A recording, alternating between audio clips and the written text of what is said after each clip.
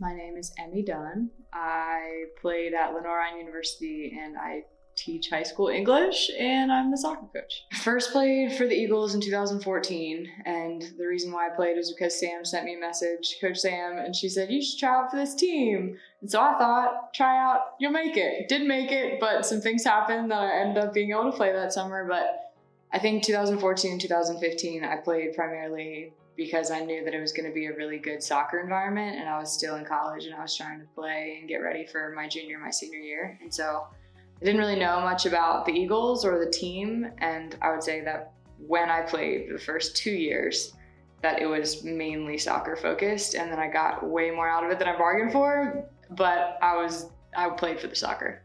Obviously, you can tell by my classroom that I'm a high school teacher, and so the school day literally does not end until 3 o'clock. Some days practice would start at 4, and so my principal let me leave, and I had planning, so he would let me leave during my planning period, and I would drive an hour to go play, and I would change here immediately. I would run out the door and I would go to Charlotte and I would play, and then I would drive an hour and a half back to where I live, and it was just 30 minutes in the morning to school, an hour to practice, an hour and a half back, and repeat. Being a teacher is really demanding, and I think especially right now it's really hard and like mentally and emotionally exhausting. So it was like to go from this and to have to just flip a switch and be like, okay, now we're gonna be in a really, really competitive, high speed environment.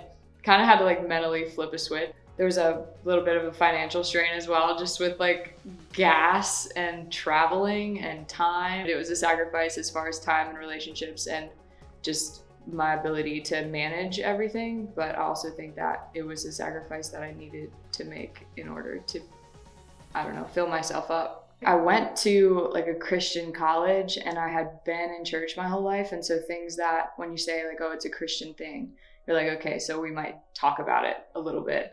But then when you get to the Eagles and it's like, holy cow, this is like everything that we do, playing, practicing, team dinners, like Bible studies, like it's really who the team was. And I think that I didn't know that's what I needed, but God just said, here you go. Like, this is where you need to be. And this is where I want you to be. And you get to do your favorite thing ever, but I'm also going to grow you and challenge you and push you. And I think that also made it easier to go back the second season. Is like, yes, you're going to grow and you're going to get a lot better as a soccer player, but you're also going to like learn about the only thing in life worth learning about. And so I think that's what made it so that I kept wanting to be around the Eagles and continue to play. And even 6 years later, 5 years later, want to play again, not for the soccer, but for the community and for knowing that God was going to be there. This summer, like the biggest thing that I got, and like, not that I didn't know this already, but I don't think I was believing it. Like I didn't believe that God was good.